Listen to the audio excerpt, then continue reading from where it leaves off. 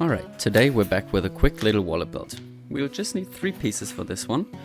And to get started, we'll first want to make the cutout on the inner pocket. So I'll just use a small hole punch for that. And then we can just cut out the rest of the curvature with our knife. Then I'll just use a washer to round out the rest of the corners. So these are 2 on the front flap and 1 on the other pocket.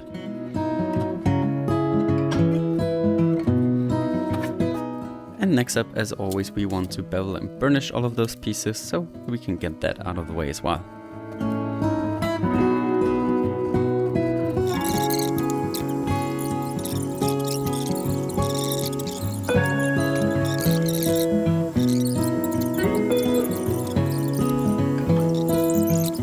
Now we can take our bottom welt piece and we want to glue it on both sides.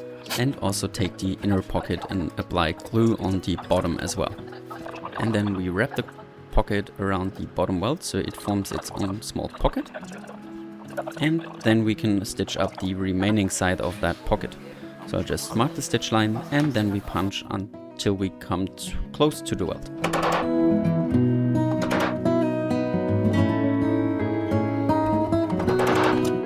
And then we can sew this one together. Then, next up, before we start with the rest of the assembly, we should also attach our button, because that will become tricky later on. So I'll just put one on the front and on the flap. Then we will glue these 2 pieces together. So I will first scratch the inner pocket, and then we can apply glue again here on both sides, and now also glue on the bottom of our outer pocket. And then, just like before with the welt, but now from the other side, we attach the outer pocket, wrap it around, and make sure it's all nice and even.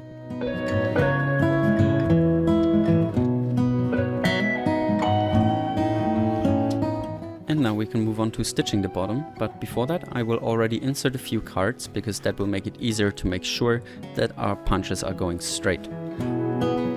And just as before, we use the wing divider to mark a stitch line and punch our stitches.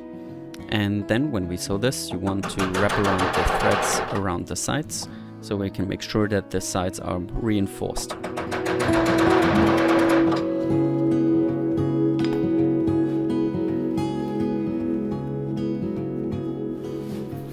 And there we go, all of the stitching is already finished. Now we just need to take care of the bottom edge, and this pattern also has some trim allowance. So we just take our cutting knife and trim off around 1 millimeter so we get a nice flat edge for sanding and burnishing.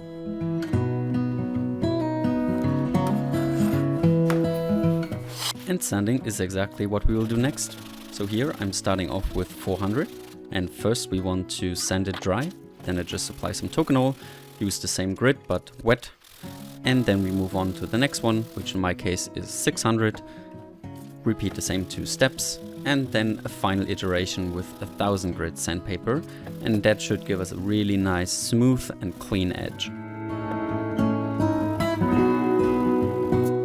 Then we just use our edge beveler on both sides, and then we can already start applying our final layer of token oil and buff everything to a nice shine.